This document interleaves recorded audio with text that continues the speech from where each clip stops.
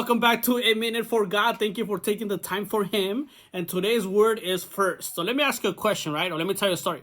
Which one do you want, a story or a question? Well, let me tell you a story, okay? There's a story of the Bible where Jesus is walking and the disciples are walking behind him.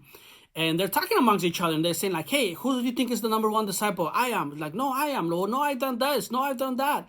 And they start fighting about who's number one. And then Jesus turns around and says, hey, what are you guys talking about? And they're kind of shy, kind of embarrassed to tell him what their conversation is. But finally they tell him. And Jesus turns around and tells them this, okay?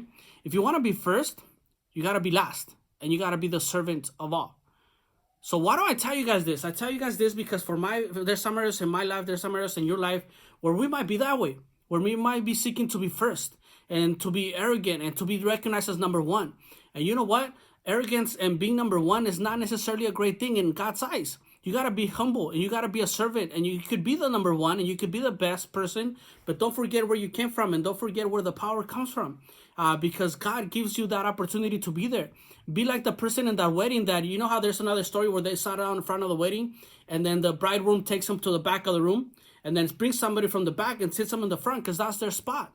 So let God give you that spot. Let God give you the number one spot. Let God tell you you're the number one. Don't tell yourself. Keep yourself humble. Deal? Deal. Awesome. Because God is good all the time and all the time God is good. I love you. He loves you. Bye.